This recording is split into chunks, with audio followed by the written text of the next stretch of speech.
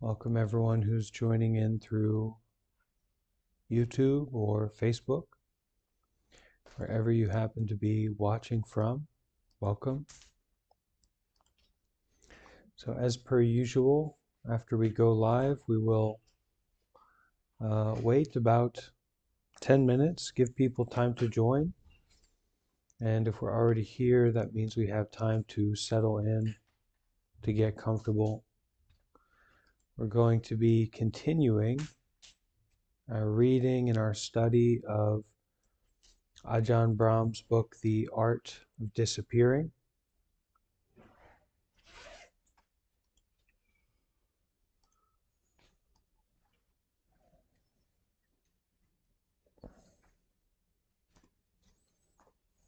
We'll also be doing some meditation.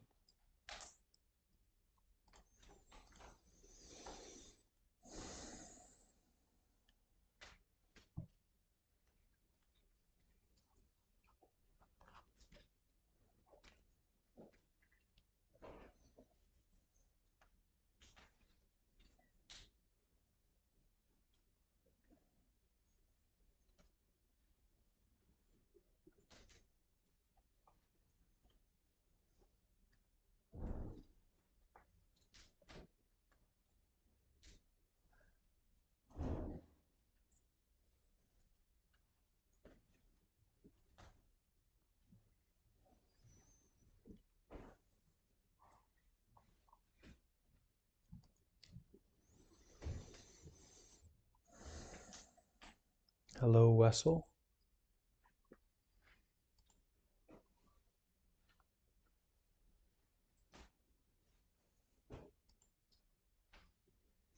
Hello, Chesh on YouTube. Glad that you're here. And Bebin, nice to see you. And Nuno also.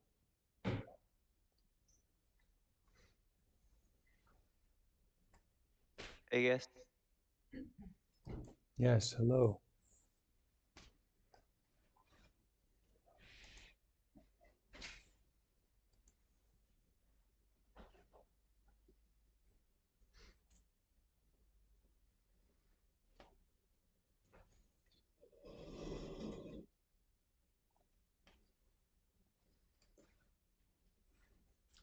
Hello, Linda and Tom.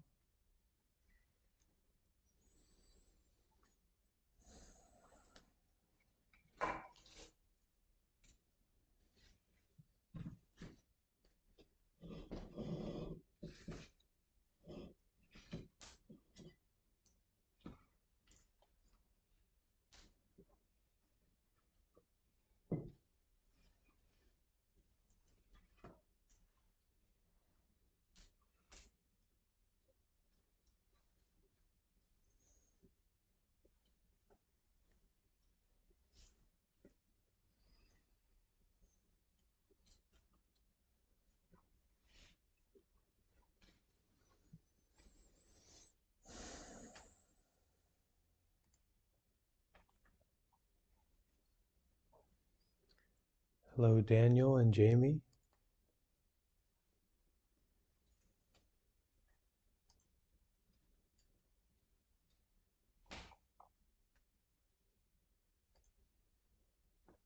And Susan over on YouTube.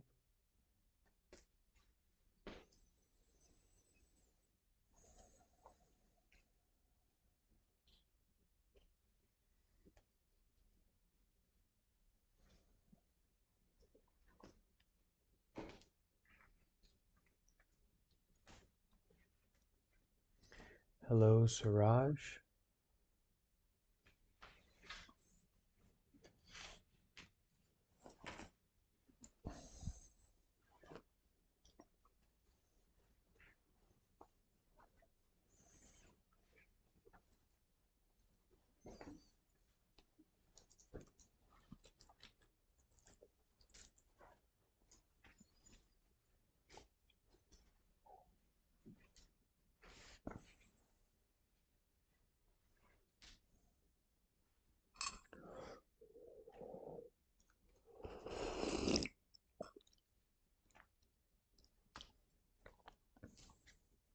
Hi, Anna and Connor.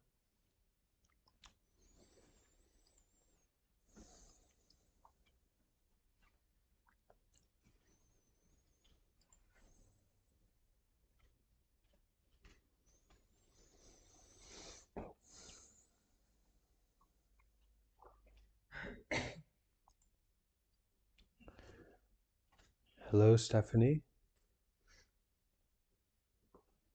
And Moss.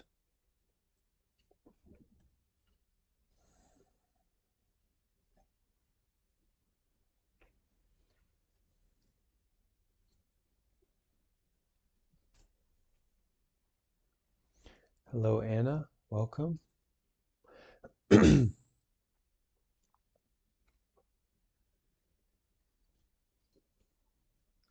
And hello to you as well, Anna.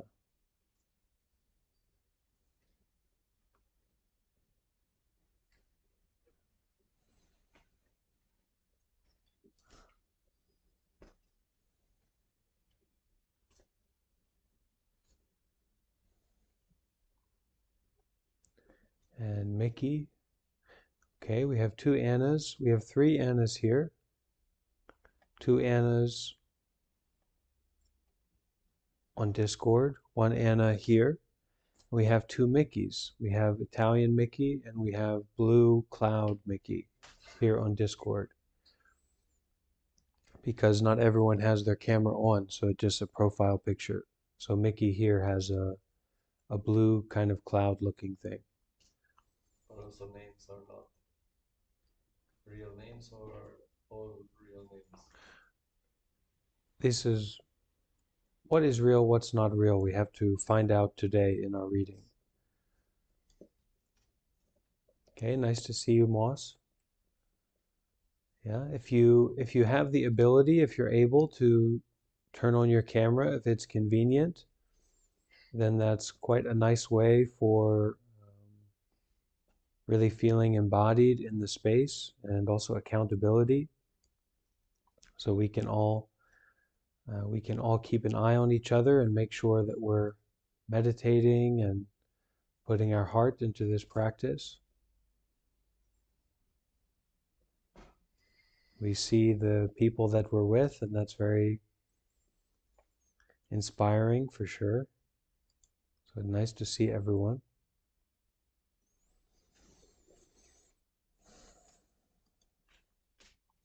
Hi there, Honest on YouTube. And Kat. Hi, Kat. And Anastasia.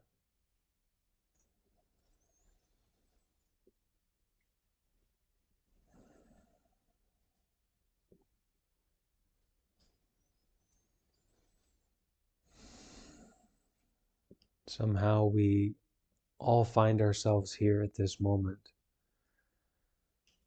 And Chris as well. Great.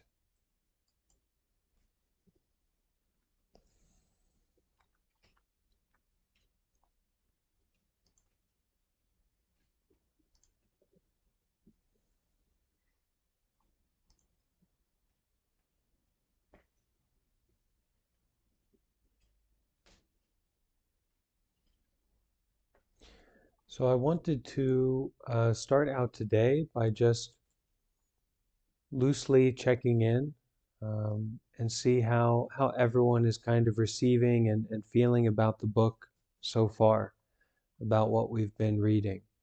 If anyone wants to add a comment or how they've been feeling about it, then that would be great.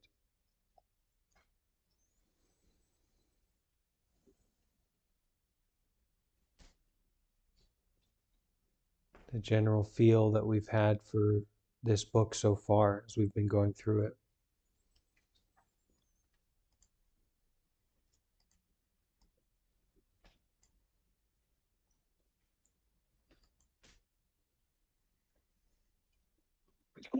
I like it. I'm not. Sorry. Yes, I was about to say the same. Okay, so Anushka and Kat, you like the book? Okay.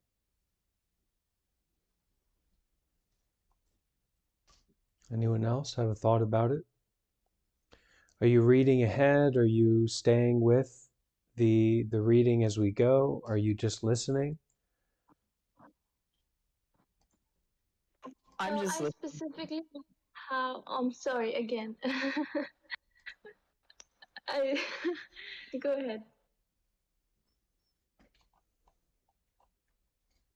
No, that's all I had to say. I'm just following along. Right, same here. And I was just gonna say that I really like how intense the teachings are. I'm enjoying that. Yeah, for myself, I thought the book was going to be a little bit lighter, a little bit looser. And usually I don't, I'm not much of a person that prepares for anything. I kind of try to prepare with my sincerity and my breath by breath, moment by moment practice. And I was kind of taken aback by the depth and the subtlety, the kind of scientific quality to this book. So I've been trying to find more time to prepare so that I can be more supportive in in this guided reading as we're all kind of learning and exploring it together. Okay, and Chesh says they have been enjoying it and they often find it hard to detach from suffering that is out of their control, and that the book is helping a lot. And Susan says, I have spent today reading up on precepts. Great. And Honest Abe is being honest and says, I haven't read this one. Great. So I wanted to read a few things as we begin today, um, just to clarify this idea of viraga and nibbida, these two terms that when we were first going through them, um, detachment and this kind of disgust for sensory experiences and this idea of not my business, there's this pretty strong kind of reaction that many of us had about, well, is this a callousness? Is this an indifference? Is this driving through the stoplight? Is that how my meditation is supposed to be? Next time that I'm at a stop sign, just don't stop because it's not my business. So I kind of brought together a few articles from different people, and I wanted to share those, just a few excerpts from those. Um, so one is an analogy, which the Buddha would usually teach in analogies, simple stories that people can relate to and understand to present a more profound, more deeper teaching. And so this is one of those analogies about this disgust or this distaste, this disenchantment, this nibbida that we want to generate, that we want to bring up. So there is a story in the texts that usefully illustrates the meaning of this important term, nibbida, disenchantment. And in the story, we are the dog. A dog stumbles across a bone that has been exposed to the elements for many months and has been therefore bleached of any residual flesh or marrow. The dog gnaws on it for some time before they finally determine that they are not finding any satisfaction in the bone, and they thus turn away from it in disgust, a kind of revulsion, because there's no meat on it, there's no satisfaction to be found in it. So they chew on that bone, and we have chewed on the bone of our lives of trying to get what we want, trying to avoid what we don't want, and we find that there's no meat on it. So the dog gnaws on the bone for some time before they finally they realize that they are not finding any satisfaction in the bone. that there is no satisfaction, no real lasting satisfaction to be found in our constant chasing, craving, sensory experiences, thought experiences, mental formations, that there's no juice in the body, there's no juice in the mental perceptions, formations.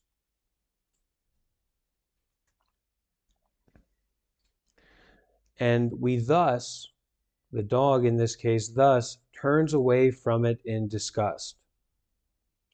It is not that the bone is intrinsically disgusting. It is rather the case that the dog's raging desire for meat just will not be satisfied by the bone. So that our raging desire for happiness, peace, calm, the ending of suffering, will not be satisfied by sensory experiences.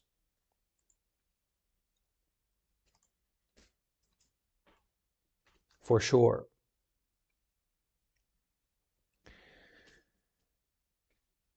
They are enchanted, the dog is enchanted by the prospect of gratification as they scrape away furiously at the bone. But when they finally wake up to the truth that the bone is empty of anything that will offer them satisfaction, they become disenchanted and spit it out in disgust.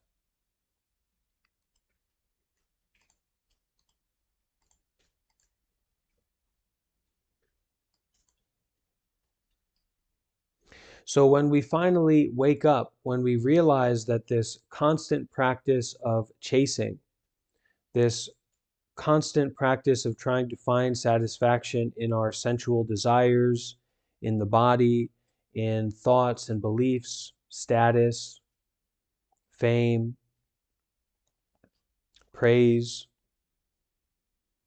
when we recognize that there's no satisfaction to be found in any of that, we develop this sense of disgust because we recognize that it's just a bone, it's empty of any satisfaction.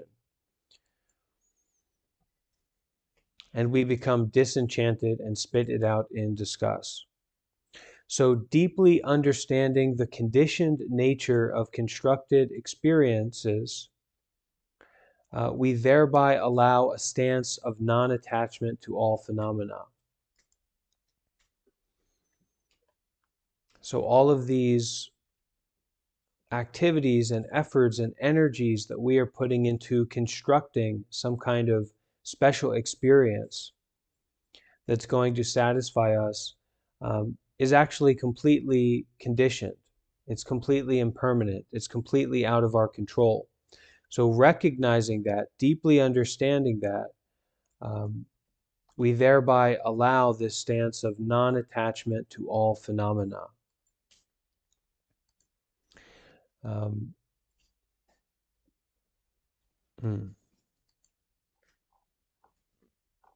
So this detachment, this vibida, is what we have been talking about recently. That's none of my business. And I'll also read a short article here by Ajahn, a very famous Buddhist monk and teacher, that speaks about this. When we come to see impermanence, unsatisfactoriness, and not self in ourselves, in this body and mind, in this world, then we will find that a kind of boredom will arise. This isn't the everyday boredom that makes us feel like not wanting to know or see or say anything, or not wanting to have anything to do with anybody at all. So it's not just that being unpleased, uninterested in what we're experiencing, not wanting anything to do with that. That isn't real boredom. It still has some attachment. We still don't understand. We still have feelings of envy and resentment and are still clinging to the things which cause us suffering in that normal state of boredom. The kind of boredom which the Buddha talked about is a condition without anger or lust, It arises out of seeing everything as impermanent. When pleasant feelings arise in our mind, we see that they are not lasting. So when pleasant feelings, when pleasurable experiences arise in our mind, in our life, we recognize that they are impermanent, they are not lasting. This is the kind of boredom we have. We call it nibbida, or disenchantment. That means that it's far from sensual craving and passion. This kind of boredom, this kind of feeling that the pleasant feeling, even though it's there, is impermanent, that it's not lasting. And this is a disenchantment. This is no longer being stuck in that cycle of, oh, I've got it, it's me, it's mine, I'm really going to get it this time. And then it goes away and you find yourself kind of making a mess. You've made a mess trying to get it. You wake up hungover, or goodness only knows where you'll end up when you're in this enchanted state of pleasant feelings that are going to satisfy you, chasing after them, when of course it's not going to. So in this state, in this disenchantment, we see nothing as being worthy of desire. Whether or not things accord with our likes or dislikes, it doesn't matter to us. We don't identify with them. We don't give them any special value. Practicing like this, we don't give things reason to cause us difficulty.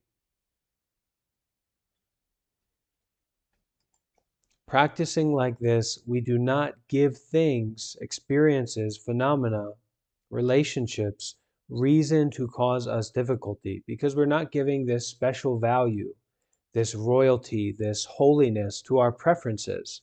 I desire that.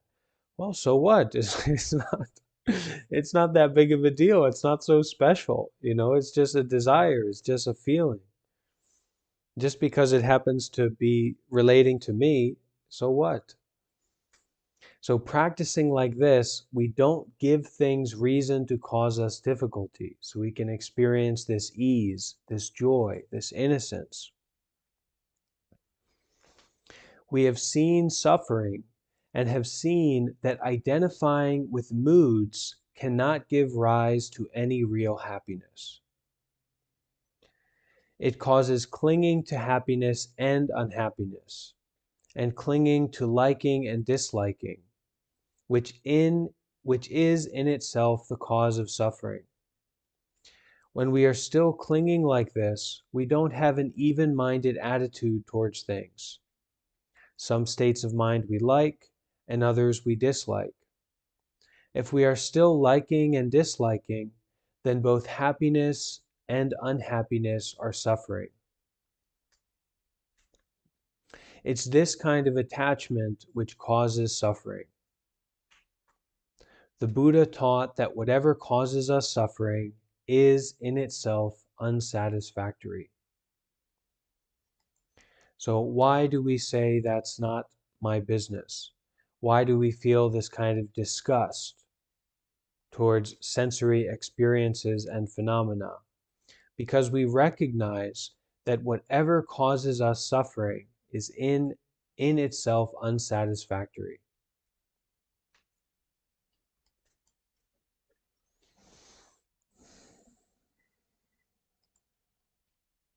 So having that preface to our Buddhist book club, let's spend a few minutes together in meditation, and then we will get into our reading. We'll continue on with our reading, okay?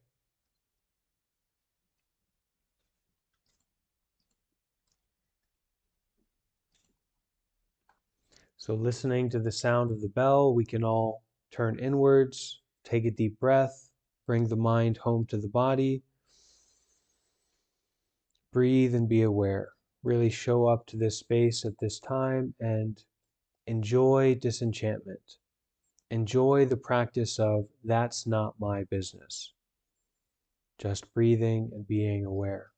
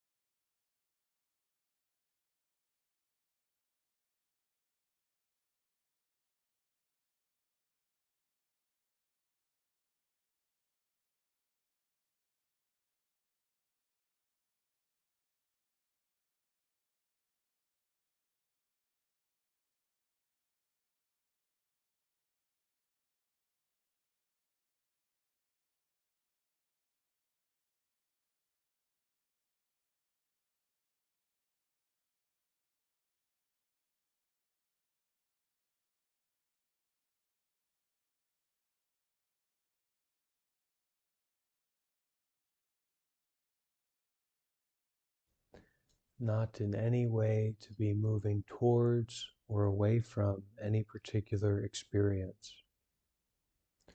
not in any way to be moving towards or away from any particular thought, just breathing and being aware, disenchanted,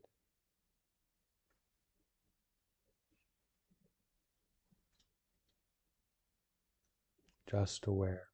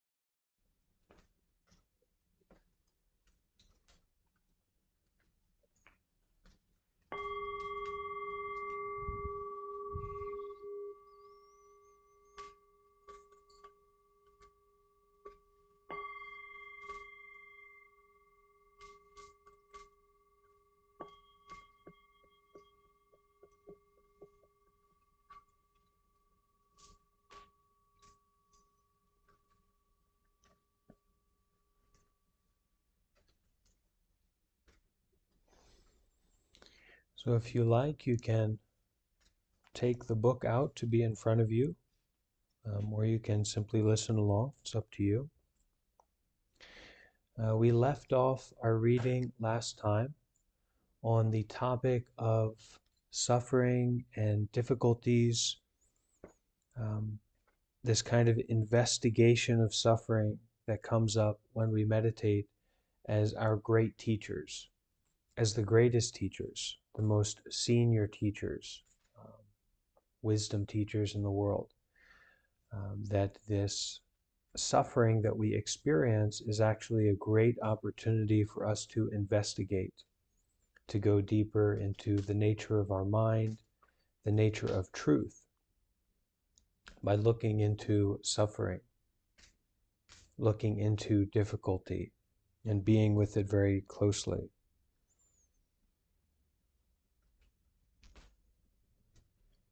so that the suffering we feel, the suffering we experience in meditation, is to be contemplated, listened to, penetrated, and understood. That's what the suffering in our meditation is to be done with, not gotten rid of.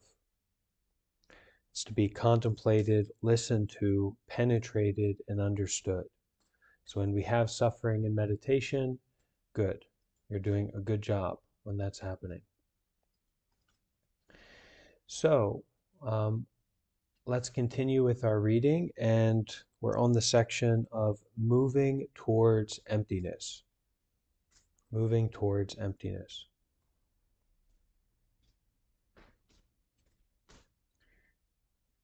When you understand the suffering in the world, you see the world as a load of rubbish. Because it's rubbish, you disengage. When you disengage, it fades away. That is, viraga happens. So remembering that this teaching of because it's rubbish, you disengage, you are the dog biting onto a bleached bone.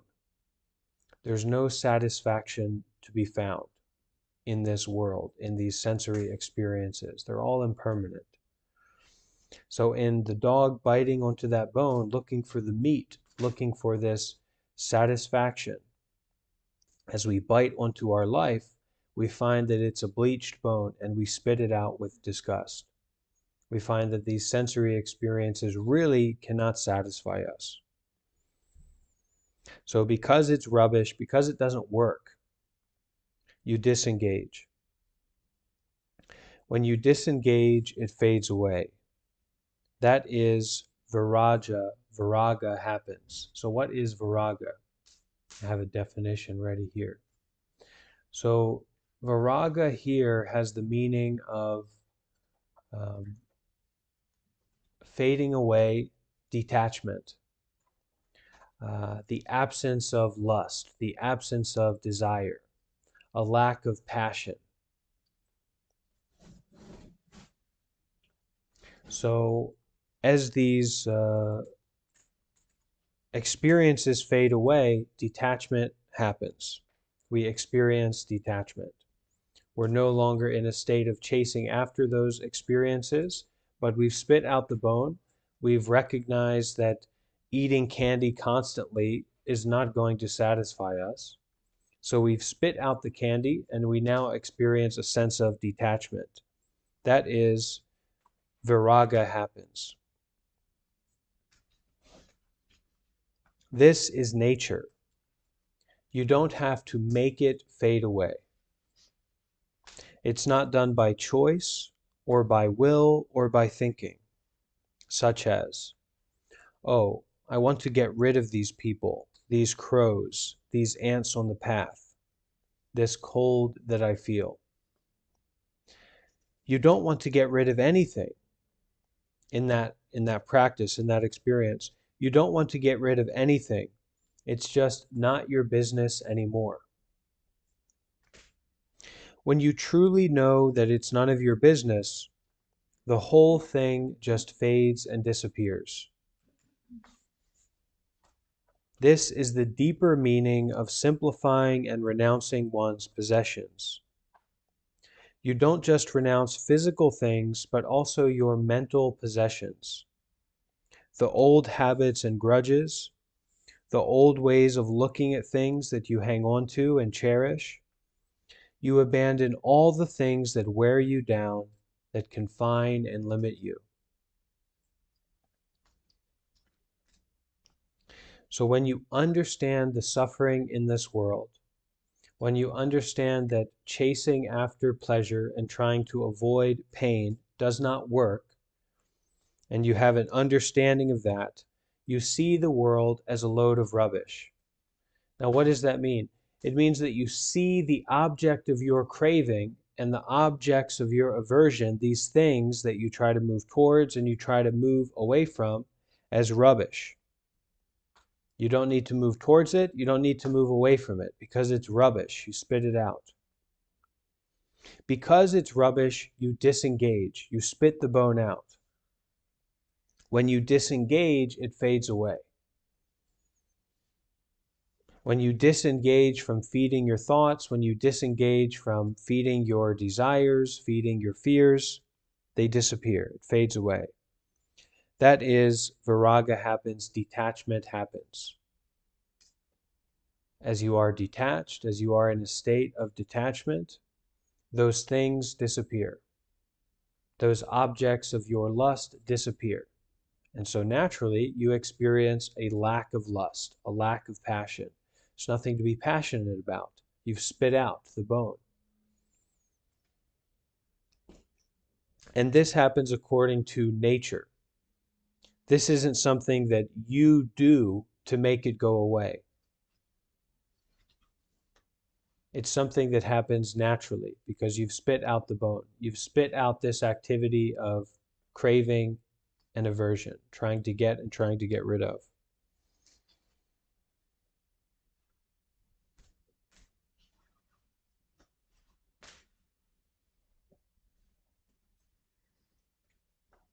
You don't want to get rid of anything. It's just not your business anymore. It doesn't relate to you anymore. This craving, this aversion. Because you've spit out the bone. You're experiencing detachment.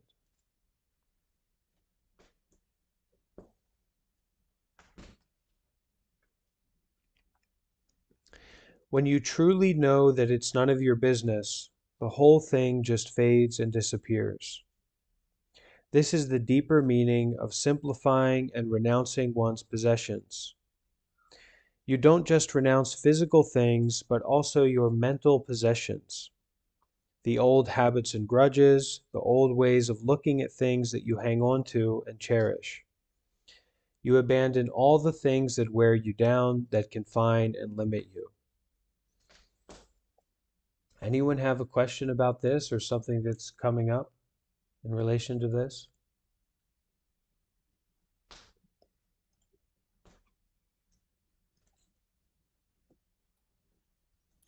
I do actually. Okay, Fra. Yeah. So I was thinking that I think at least that there might be a difference between detachment and disinterest, let's say, because as far as I understand, at least, detachment can be described as not identifying ourselves with the emotions that are triggered by our interaction with the world, while the disinterest is completely um, stopping the interaction. So while in detachment there can be still interaction with the world and all those things that might trigger negative feelings, the detachment is the not non letting yourself being influenced um, emotionally by them, while this interest is completely stopping the interaction. At least that's how I see it.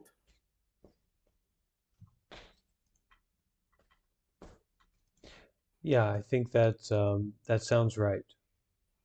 That sounds pretty good to me.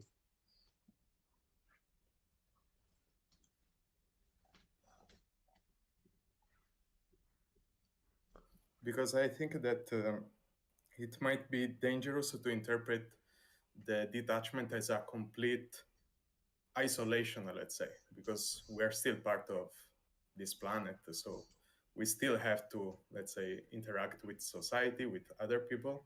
But of course, uh, the detachment is our not letting ourselves identify in those emotions or yeah, attaching ourselves to those things. Yeah. Well, what we're talking about here is specifically a state of experience that's not involved with a self. So it's kind of made very clear here that this isn't something that you do. Uh,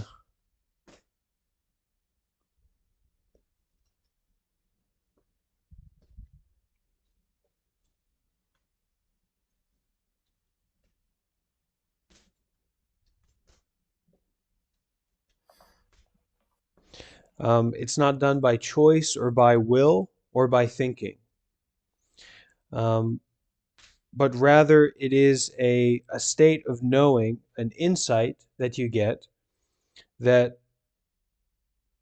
these things of the world are none of your business, that they do not fundamentally relate to you. And this is this constantly deepening sense of you that is changing through insight. So the you tends to jump into these kinds of situations and say, well, what about this? What about that? That's not what we're talking about here. It's the insight into the deeper experience of you, or the lack of you in any of this. So the that's not my business um, is a invitation for you to put down your predisposition to come up with things that relate to you or belong to you or things that you're involved with. Putting down, putting down, putting down. Okay? Um, so that's what I can add to that.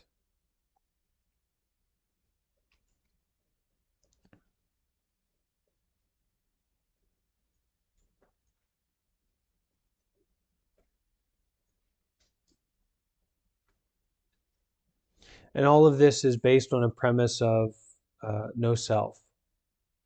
So where is this self that's disinterested? It's more that a disinterest or a sense of detachment arises because you've recognized that your involvement in the things of the world, in your relationship to other people, in your desires and in your fears, trying to get and try to get rid of, hasn't worked, doesn't work up to this point. It's never worked. So recognizing that this sensory world does not satisfy you, you see that it's rubbish as it relates to the ending of suffering or the ultimate satisfaction, to actually become satisfied, which is to end suffering. So this sense of detachment arises from putting down all of these objects of self. Our thinking, the situations that we make up, the situations that we come up with. But it's never to push us to be callous or impractical or to reject anything at all, actually. It's not indifference. It's definitely not indifference.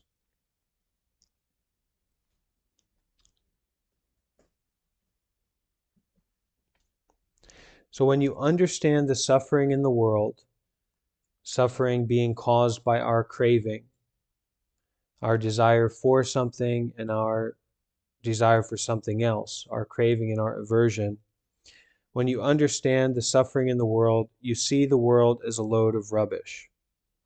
All of this stuff that you would engage with, I want coffee, I want to take a hot shower, I want to have a special experience, I want to have this kind of experience, I want to change this, I want to change that. It's just this constant treadmill of suffering. Okay? So when you recognize that, when you see that from a place of wisdom, not from a place of callousness or indifference, but from a place of wisdom, you recognize that you going out into the world and trying to fix things or change things or get something for yourself has never satisfied you, has never worked. You see the world as a load of rubbish. This is for practical purposes in you disengaging, in you practicing meditation. Very subtle mechanisms of your mind where you recognize that it's a load of rubbish, it's a big joke, it's not my business, it doesn't work. So because it's rubbish, because you know that it doesn't work, because you know that your involvement in the world does not bring you satisfaction, does not end suffering, you disengage, you take a step back. So when we practice meditation, we are disengaging from going towards something, going away from something. And when you disengage, it fades away. So that thought, that belief, whatever it might be, fades away. This teaching, this thought, this idea fades away when you disengage from it. But if you thought that this line of teachings were somehow going to bring you ultimate wealth or ultimate satisfaction, you would sit here reading them until you became psychotic, right? But when you see that these teachings are rubbish, when you see that these teachings are not going to work, you disengage, you take a step back. And when you disengage, it fades away immediately, just like that. These thoughts, this story, this teachings, they fade away immediately when you disengage from it. That is, viraga happens, detachment happens, a lack of passion happens.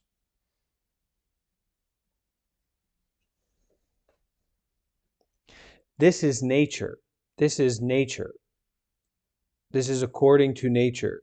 You don't have to make it fade away. It's not done by choice or by will or by thinking. Oh, I want to get rid of these people, these crows, these ants on the path, this cold that I feel, or I want to get this or get that. You don't want to get or get rid of anything. It's just not your business anymore. So it's a state of experience. It's a state of disengaging. When you truly know that it's none of your business, that is, you cannot actually control it. You're just pretending that you can control it. It's just kind of a fantasy that we get involved with, that we can somehow control it. We cannot.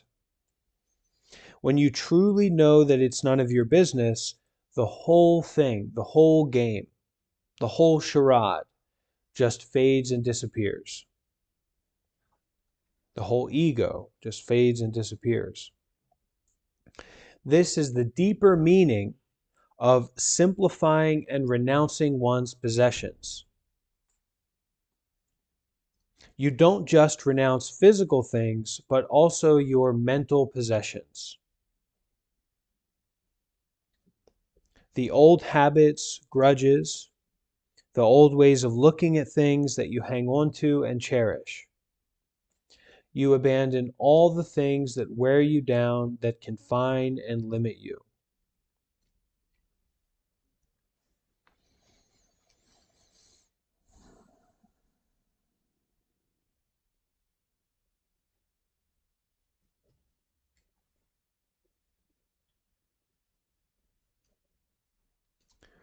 Okay, so we'll continue reading.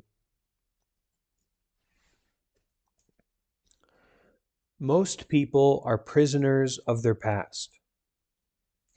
They identify with the past, regarding it as their self, their atta. So there's this main Buddhist teaching of anatta, which means no self, no soul, no real self. And most people are prisoners of their past. They identify with the past, regarding it as their self, their atta, their self. Since they take themselves to be the past, it becomes their business, and they attach to it and suffer accordingly. But they don't have to. They can let go of the past. The door of that prison cell is always open, and you can walk through it at any time. Don't think that you have to work through the issues of the past. That is just guilt.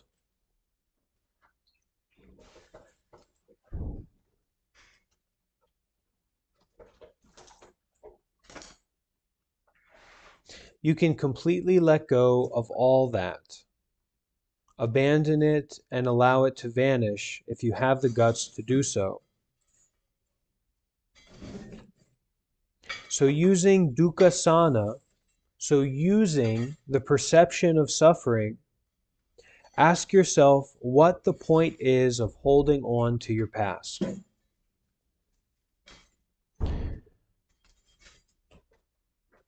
See it for what it is. Understand that it's suffering. Disengage and allow it to fade away. And this isn't just big events that we've had in our past or something like that, but moment by moment, breath by breath. Using dukkha, the perception of suffering, ask yourself what the point is of holding on to your past. See it for what it is. Understand that it's suffering. Disengage and allow it to fade away. You don't even need to think of your past anymore. When you understand that these things are suffering, renunciation happens as a direct result. And the deeper the understanding, the more they fade. Eventually, they're just not part of your repertoire anymore. You're so disengaged, you're so detached, you've renounced so fully any self-identification with these past experiences that they're just not part of your repertoire anymore. They're not a particularly significant part of your life anymore. You look at the world outside and it fades away.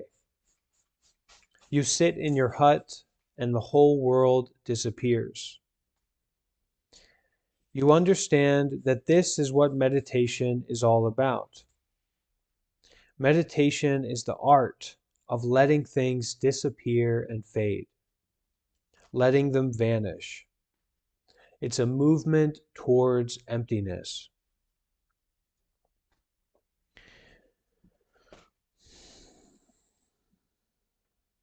So meditation as the art of letting things disappear and fade.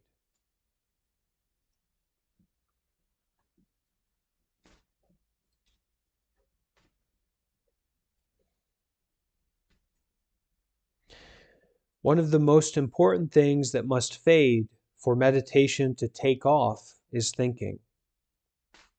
Firstly, you must understand thinking. You must objectify it and see it for what it truly is. Where does thinking get you? You will see that thinking is none of your business. When you understand thinking properly, you don't try to control it through an act of will, but rather you have nibbida towards it. You have a sense of disenchantment towards it, so you aren't so in a state of belief about your thinking and your thoughts.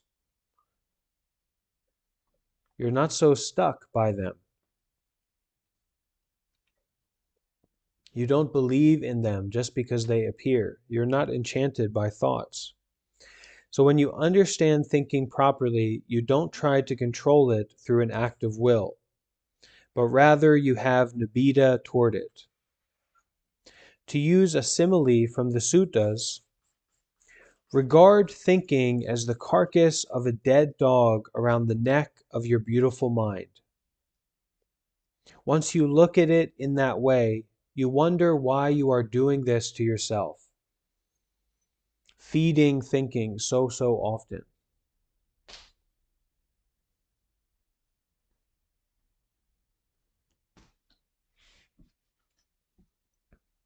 Regard thinking as the carcass of a dead dog around the neck of your beautiful mind. Once you look at it in that way, you wonder why you are doing this to yourself.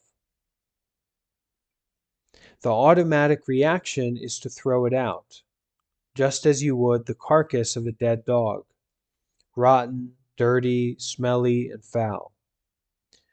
This is what happens when you understand these things. You know they are none of your business. You reject them, or rather, rejection happens. You move in another direction, into the mind rather than out into the world.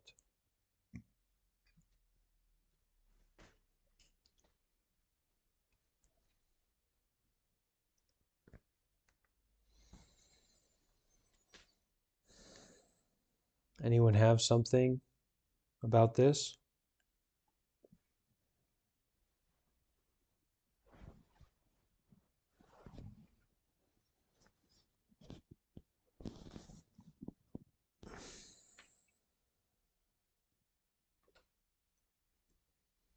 So regarding this process of thinking as a dead dog carcass around the neck of our beautiful mind,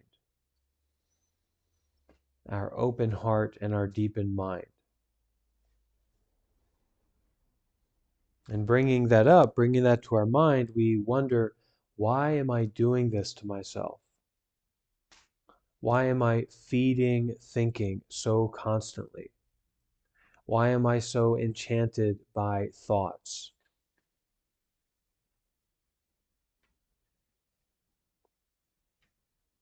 So we can understand to say to thinking, you don't fight a dead dog.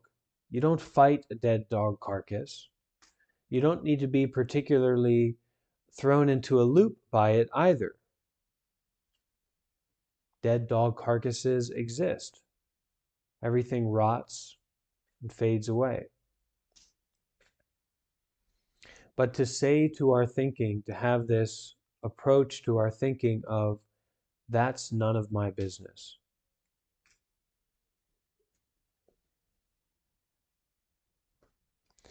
Okay, so Anna, did you want to share something? Did you have some wisdom you'd like to share? Anna Smuck? Anything come to mind for you? No? Okay. So then let's practice a few minutes of meditation. Let's practice a few minutes of that's none of my business. So what does that mean? It means to be aware of your thinking, but don't take it too seriously. Don't worry about it too much, just to be noticing it and aware of it. And also any sensations that we feel in the body, we can regard them as not really any of our business, just something that comes up, just something we experience. And we can practice in this way.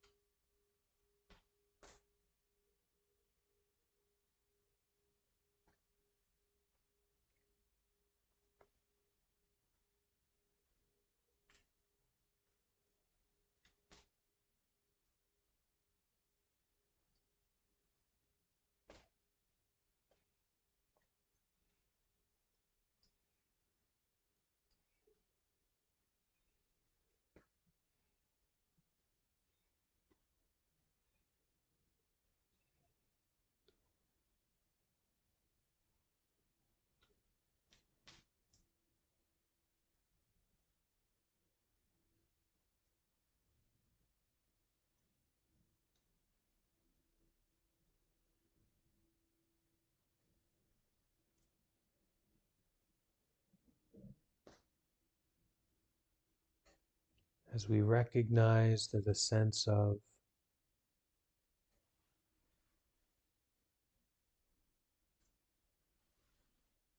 sensory pleasures, getting what we want and avoiding what we don't want, will never satisfy us. We spit out the bone to be chasing, to trying to get pleasurable experiences and trying to avoid unpleasant experiences.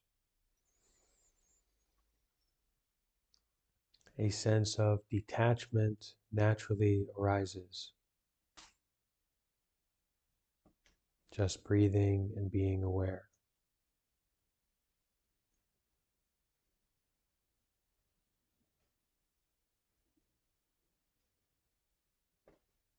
Trying out this practice of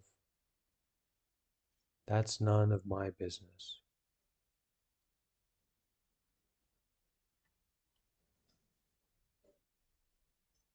Just noticing.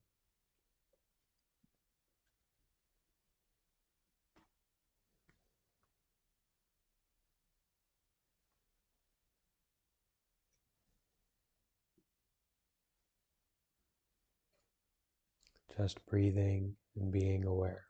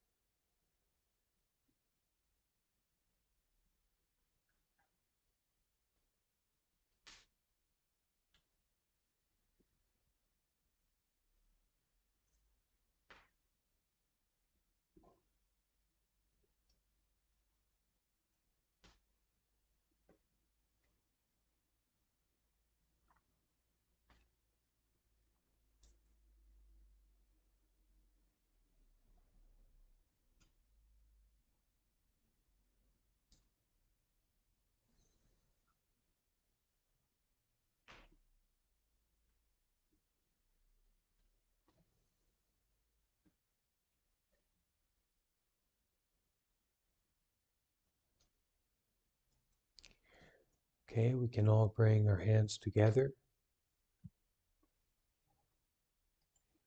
We'll simply say sadhu 3 times and then bow.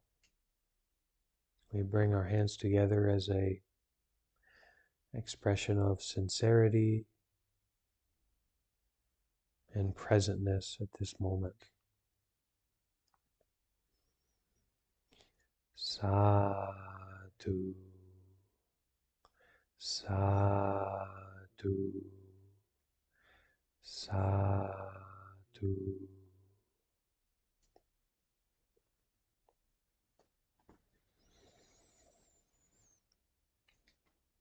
All right. Thank you everyone for participating in our Buddhist book club. We're going to continue working through Ajahn Brahm's teachings here. And as we do that, you're very encouraged to share your own wisdom in the Buddha Book Club channel. If something comes up, if you have an inspiration, something stands out to you, please share, because we're reading through this together. And I'm just using my experience to try and be helpful in sharing about it, but I'm also learning a lot as we read through this. So this will be the end, but if anyone wants to stick around and ask any questions or something like that, I will be here for a bit. And also to let you know that in 2 hours, I will be having a Zoom meeting for my student, for my follower in Vietnam.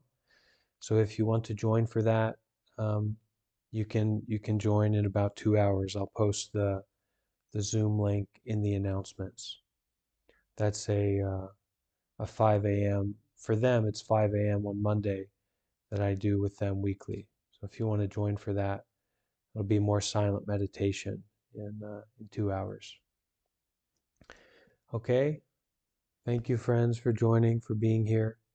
And if you want to stick around, I'll be here. Okay. Thank you. Yes. Thank you. Bye.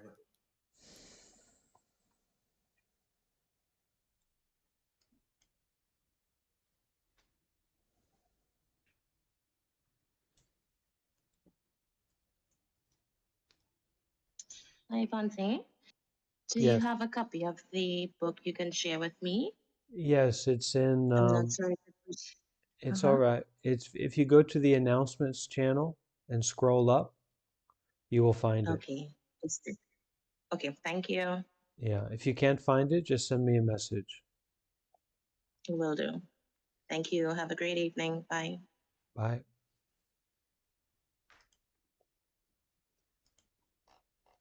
Can you share it in the Telegram group as well? Yeah, we'll share it.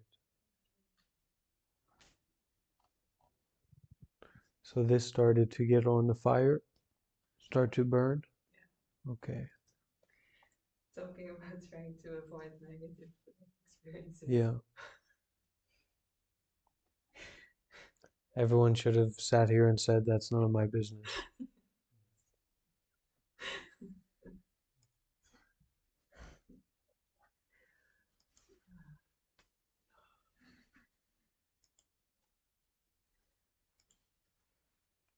Anna, Bevan, Gold, did you want to ask anything?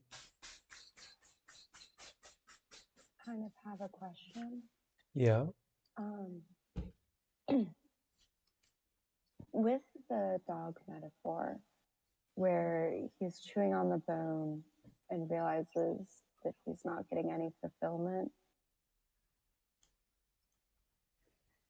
Yes. we say that there's a natural progression to stop chewing. Yeah, and that's what we're getting involved with when we practice meditation, when we practice it properly. We're starting to recognize that sensory experiences are unsatisfactory. The experience of the body, the experiences that come up in the mind are unsatisfactory, that they're impermanent. And so naturally, we start to spit out the bone. And eventually, the dog will die. The dog is also impermanent. But if we live in a certain way, if we practice in a certain way, then we are really able to spit out that bone.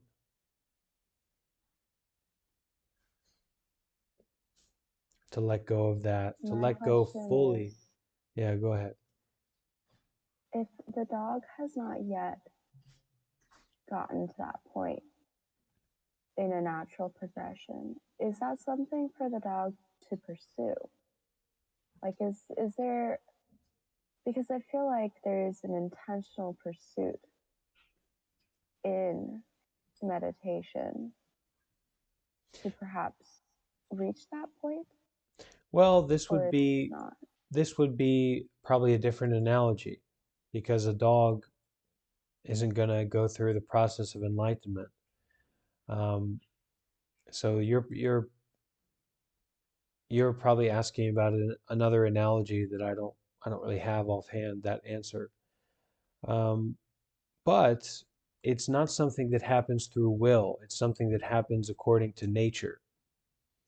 So, for example, when we meditate on truth, when we meditate on impermanence, are we making things impermanent? No. We are just seeing, we are connecting more deeply with truth, the way that things are. And so naturally the dog spits out the bone. But from the Buddhist perspective, there's no self in the first place. So who is there that can put forth effort to experience enlightenment? Interesting. Yeah, so it's really that meditation is a process of untangling the knot. And how does the knot become untangled? By stopping messing with it, to stop fiddling with it all the time. This kind of primordial delusion, this primordial ignorance that just keeps expressing itself and tangling itself up more and more. So when we practice meditation, the efforts that we put forth are to release self-focused efforts, to release and relax those efforts.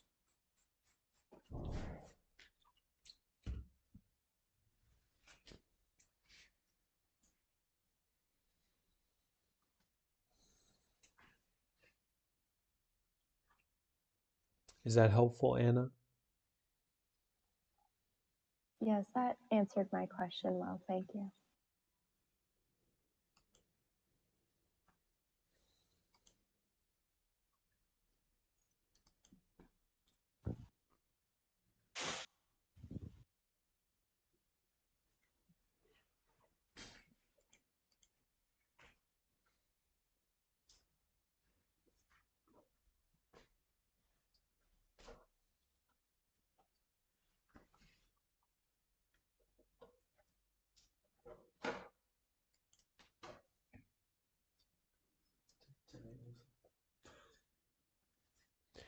All right. Maya, did you want to ask something?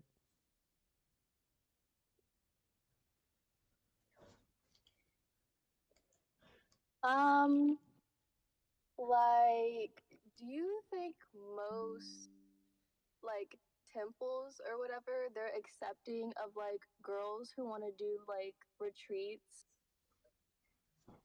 And also, would I have to shave my head? That's my question. No, you need to practice more in your daily life, and that's it. And the more that you practice in your daily life, the more equipped you are to go and attend a retreat or to find out about a meditation center. But you don't need to go to a temple to develop, to grow. It's kind of just a fantasy that we have. And most temples are, really more focused on cultural responsibilities, and they're not hosting meditation retreats at all, let alone for you. So yeah, there are places that have meditation retreats, but there's much fewer of them than there are temples. And if you want to attend a retreat, that's definitely possible.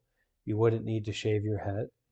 Um, but if you really want to attend a retreat, practice more regularly, more intensively.